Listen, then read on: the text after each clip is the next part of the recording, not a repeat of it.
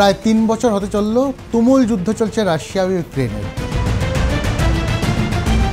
চিরাচরিত সমরশাস্ত্র রণনীতির অনেকটা কিন্তু পাল্টে দিয়েছে এই যুদ্ধ। বিরাট বপু ট্যাঙ্ক, বিশালাকার সাজোয়া গাড়ি, তাদের শব্দে, তাদের গর্জনে সত্যমৃত্যু সবারই কিন্তু বুকে কাঁপন ধরছে।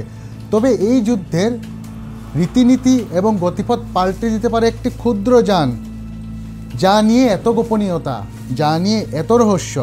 রাশিয়ার বুকে বিরাট আকৃতি বিশাল বপু রাশিয়ার পেটের মধ্যেই কিন্তু তৈরি হচ্ছে একটি গোপন ফ্যাক্টরি।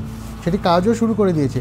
সেখানে তৈরি হচ্ছে এমন একটি অস্ত্র যা এই যুদ্ধের সমস্ত দিক পাল্টে দেবে। আমেরিকা, পশ্চিমের শক্তি জেলেনস্কির পাশে দাঁড়ালেও রাশিয়ার এই গোপন অস্ত্র ভাণ্ডারের সামনে কি ইউক্রেন দাঁড়াতে পারবে? রাশিয়া ইউক্রেন যুদ্ধে যে গোপন অস্ত্র যুদ্ধের ফলাফল পাল্টে দিতে পারে তা হচ্ছে ড্রোন। এবং কেন? কম খরচের ছোট্ট এই হাতিয়ার আকাশপথে গিয়ে শত্রুর উপর হামলা করে। কার্যত মানব চালিত বিমান নয়, মানবহীন বা চালকহীন বা পাইলটহীন একটি যান। এর গুরুত্ব এত অপরিসীম কেন? কেনই বা অত্যন্ত গোপনে তাতার স্থানে আলাবোগা ফ্যাক্টরিতে হাজারে হাজারে ড্রোন তৈরি করছে রাশিয়া। আমি ম্যাপের মাধ্যমে আপনাদের সেই ফ্যাক্টরিটি দেখাবো। সেই ফ্যাক্টরিটি হচ্ছে রাশিয়ার তাতারস্তান অঞ্চলে। সেখানে আলাবোগা ফ্যাক্টরিতে তৈরি হচ্ছে ড্রোন। আপনারা ম্যাপ দেখতে পাচ্ছেন, এটা হচ্ছে বিরাট বপু রাশিয়া, বিশাল দেহ রাশিয়া। এটি হচ্ছে ইউক্রেন। এই যে বৃত্ত, এটা হচ্ছে কিয়েভ, ইউক্রেনের রাজধানী কিয়েভ বা কিভ। এবার আলাবোগা ফ্যাক্টরি, যেটা ড্রোন ফ্যাক্টরি, সেটা হচ্ছে এই লাল এই চতুর্ভুজ, এইখানটাতে রয়েছে তাতারস্তানে আলাবোগা ফ্যাক্টরি। এবার এর ভূকৌশলগত দিক থেকে এই ফ্যাক্টরির গুরুত্ব এতটা বেশি কেন?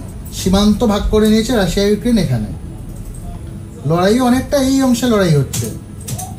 ফলে এই ফ্যাক্টরিটি বা কারখানাটির দূরত্ব কিন্তু রাশিয়ার বুকে ম্যাপে ছোট লাগলেও বিরাট বিরাট দূরত্ব। তাই এই জায়গা থেকে সরাসরি ইউক্রেন যদি হামলা চালানোর চেষ্টা করে ফ্যাক্টরিতে, মিসাইল হামলা, বিমান হামলা, তা কিন্তু সম্ভব হবে না। অর্থাৎ নির্বিঘ্নে এই আলাবোগাতে ড্রোনের প্রোডাকশন বা ড্রোন উৎপাদন হাজারে বিজারে রাশিয়া চালিয়ে যেতে পারবে যুদ্ধের আঁচ পড়ার আগে। তাই সমরসূত্র বা রণনীতি মেনে সীমান্ত থেকে বা ফ্রন্ট লাইন থেকে, যুদ্ধক্ষেত্র থেকে এই ফ্যাক্টরিটি এতদূর তাতারস্তানে তৈরি করা হয়েছে। এবার আমি দর্শকদের দেখাবো সেই আলাবোগা ফ্যাক্টরিটি, যেখানে তৈরি হচ্ছে রাশিয়ান ড্রোন।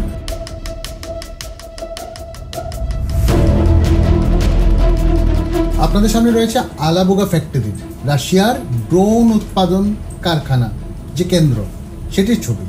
তাতারস্তানে রাশিয়ার অনেক বিতরিত অবস্থিত এই ফ্যাক্টরিটি কিন্তু কার্যত ইউক্রেন যুদ্ধের মোড় ঘুরিয়ে দিতে পারে। কেন? এখানেই তৈরি হচ্ছে ইরানের থেকে ডিজাইন নিয়ে আসা, নকশা নিয়ে আসা শাহেদ ড্রোনগুলো। এবার প্রথম দিকে যুদ্ধের শুরু 2022 সালের আগে পর্যন্ত শুধুমাত্র এই অংশটায় কাজ হতো, তাও খুব সামান্য। তখনও পর্যন্ত সমরনীতিতে বা বিশ্ব ড্রোনের ব্যবহার এই ব্যাপক স্তরে দেখেনি। যখন রাশিয়া বুঝতে পারলো যে ক্ষুদ্র ইউক্রেনীয় সেনা ড্রোনের মাধ্যমে তাদের বিপাকে ফেলছে, তখন পাল্টা দিতে রাশিয়াও কিন্তু ড্রোনের সংখ্যা, ড্রোন বাহিনী বাড়াতে চাইছে। তাই এই নতুন স্ট্রাকচার বা এই পরিকাঠামো তৈরি হয়েছে। এগুলোতে ড্রোন তৈরি হচ্ছে। আপনারা দেখছেন এখানে স্কাইওয়াক, এর মাধ্যমে ড্রোনের যন্ত্রাংশগুলো আনা নেওয়া করা হচ্ছে। এই বৃত্ত, এখানে যে জালের মতো যে বস্তুটি দেখতে পাচ্ছেন, এখানে ড্রোনগুলো স্টোর করা হচ্ছে, তৈরি হওয়া ড্রোনগুলো, বা তাদের অ্যাসেম্বল করা হচ্ছে। এই জালগুলো হচ্ছে শত্রুর ড্রোন থেকে বাঁচার জন্য রুশ প্রতিরক্ষা ব্যবস্থা। শুধু তাই নয়, এর আশেপাশে এই পয়েন্টগুলো থেকে এখানে ক্যামোফ্ল্যাজ বা বলা যেতে পারে যে লুকিয়ে রাখা আছে অনেকটা। এই পয়েন্টগুলোতে কিন্তু রাশিয়ান এয়ার ডিফেন্স সিস্টেম বা বিমান বিধ্বংসী, মিসাইল বিধ্বংসী প্রতিরক্ষা ব্যবস্থা, মিসাইল সিস্টেম মোতায়েন করা আছে, যাতে এই ফ্যাক্টরিতে কোনো ধরনের হামলা হলে সেটা প্রতিহত করা যায়। তবে যেহেতু ফ্যাক্টরিটির অবস্থান এতটাই গভীরে রাশিয়ার ভেতরে, সরাসরি ইউক্রেনে সেখানে বিমান হানা চালানো বা মিসাইল হামলা চালানোর ক্ষমতা এই মুহূর্তে নেই। সিএনএনের দেওয়া তথ্য মোতাবেক, সিএনএনের প্রতিবেদন মোতাবেক, এই আলাবোগা ফ্যাক্টরিতে মূলত যা তৈরি হচ্ছে তা হচ্ছে ইরানের ডিজাইন করা, ইরানের নির্মিত শাহেদ ড্রোন। এই নিয়ে রাশিয়ার সঙ্গে ইরানের কিন্তু একটি চুক্তি হয়েছে, মস্কো তেহরান চুক্তি হয়েছে ড্রোন নির্মাণের। তাই সেই নকশা ইরান দিয়েছে, লাইসেন্স প্রোডাকশন করছে রাশিয়া ইরানের অনুমতি নিয়ে। এবার এই শাহেদ ড্রোনগুলো কেন এতটা ভয়ানক হয়ে উঠছে, কেন ইউক্রেনের জন্য বিরাট চিন্তা উস্কে দিচ্ছে তারা, এবং শুধু শাহেদ তো নয়, তার মতো আরো কয়েক ধরনের ড্রোনও কিন্তু আলামগাতে তৈরি হচ্ছে। এটা হচ্ছে শাহেদ ড্রোন, মূলত ইরানে তৈরি হয়েছে এই ড্রোন। এখন ইরানের অনুমতি নিয়ে রাশিয়া আলাবুগা ফ্যাক্টরিতে ড্রোনটি তৈরি করছে, তারা সেটিকে বলে জেরান, তার নতুন নাম দিয়েছে নিজের মতো করে জেরান। এবার এই ড্রোনটির বিশেষত্ব কি সেটা আমি দেখাবো আপনাদের। আপনারা এই ম্যাপটাতে দেখতে পাচ্ছেন, এই ছবিতে দেখতে পাচ্ছেন এই শাহেদ 136 ড্রোন। এগুলো কত নিতে পারে? প্রায় 36 কেজি বিস্ফোরক নিতে পারে। রেঞ্জ 2500 কিলোমিটার, 2500 কিলোমিটার পর্যন্ত আঘাত হানতে সক্ষম। ঘন্টায় 185 কিলোমিটার গতিবেগ, ওজন 200 কেজি।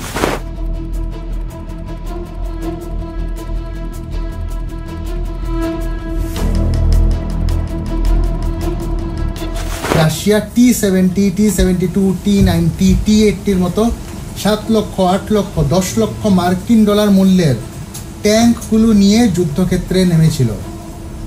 পাল্টা ইউক্রেনের হাতে কি ছিল? ড্রোন ছিল। তো সেই ড্রোন বাহিনীর হাতে, কয়েক হাজার ডলারের সেই ড্রোনের হাতে লক্ষ লক্ষ টাকার রাশিয়ান ট্যাঙ্ক ধ্বংস হয়ে যায়।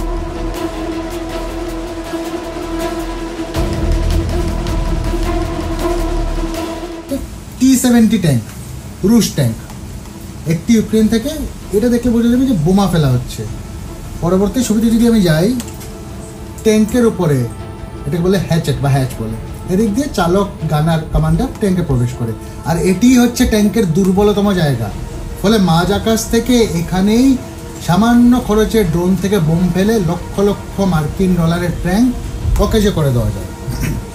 তাই বিরাট সাজোয়া বাহিনী রাশিয়ার কার্যত বিপাকে পড়েছিল এই ড্রোনের জন্যই। সেখান থেকেই শিক্ষা নিয়েছেন পুতিন, শিক্ষা নিয়েছে মস্কো, শিক্ষা নিয়েছে রুশ বাহিনী, এবং ভবিষ্যতে গতিপথ এখান থেকেই পাল্টাবে। 2024 সালে বসে যে অস্ত্রটি তারা ব্যবহার করছেন, একটি মেশিন গান, এটি কিন্তু বিরাট পুরনো, সেই সোভিয়েত এরার, কার্যত বলতে গেলে দ্বিতীয় বিশ্বযুদ্ধের সময়কার হাতিয়ার। কেন এটাই ব্যবহার করতে বাধ্য হচ্ছেন তারা?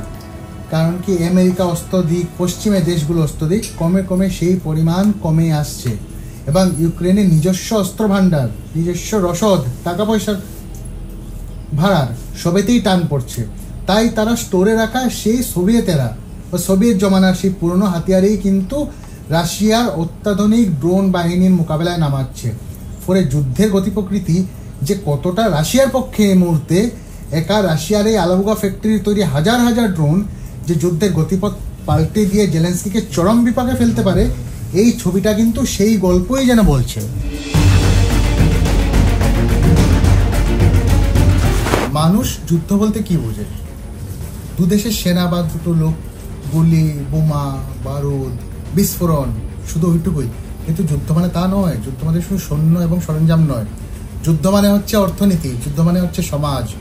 যুদ্ধ সমস্তটা নিয়ে ফ্রন্ট লাইনে বা সীমান্তে, সমর ক্ষেত্রে যেখানে সৈন্যরা লড়াই করছে তাদেরকে রসদ পৌঁছে দেওয়া, সেই রসদ তৈরি করা কারখানায়, এবং সেই কারখানাকে সাপোর্ট দেওয়ার মতো অর্থনৈতিক জোর, সবটা মিলেই কিন্তু একটা যুদ্ধের গতি প্রকৃতি তৈরি হয়। রাশিয়া বিরাট দেহ, দ্বিতীয় বিশ্বযুদ্ধে আমরা দেখেছি হিটলার চাইছিলেন যত তাড়াতাড়ি সম্ভব রুশ দখল, কারণ সময়ের সঙ্গে সঙ্গে রাশিয়া নিজের উৎপাদন বাড়াবে, ইন্ডাস্ট্রিয়াল আউটপুট বাড়বে। ইউক্রেনের সঙ্গেও তাই হচ্ছে। 2022-এ যুদ্ধ শুরু হয়েছিল, আজ 2024, 3 বছরে রাশিয়া কিন্তু নিজের উৎপাদন বাড়িয়ে চলেছে। রুশ অর্থনীতি চাপে পড়লেও, পশ্চিমের অর্থনৈতিক নিষেধাজ্ঞা থাকা সত্ত্বেও, তেল রপ্তানি, গ্যাস রপ্তানি, নিজস্ব বিরাট ইন্ডাস্ট্রিয়াল জোন, তার জেরে হাতিয়ার যেমন উৎপাদন করছে, তেমনি চীন ও ইরানের মদতে সেগুলোকে ফ্রন্ট লাইনে নিয়ে গিয়ে লড়াইয়ে সামিলও করছে। কিন্তু ইউক্রেন আয়তনে ছোট, জনসংখ্যা কম। মারিওপোলের মতো স্টিল প্রোডাকশন যে বড় বড় শহরগুলো ছিল, কারখানাগুলো ছিল, কার্যত বিধ্বস্ত, বিদ্যুৎ গ্রিড বিধ্বস্ত, মানুষের মনোবল ক্রমে তলানিতে ঠেকছে। এত প্রতিকূলতা সত্ত্বেও তারা এখনো লড়াইয়ের ময়দানে আছে। ভবিষ্যতে যুদ্ধের গতি কি হবে, কার মুখে শেষ হাসি দেখা যাবে, সেই প্রশ্ন আপাতত উত্তর সময়ের গল্প। ক্যামেরায় প্রতিম কুণ্ডুর সঙ্গে আমি মণিশঙ্কর চৌধুরী, সংবাদ প্রতিদিন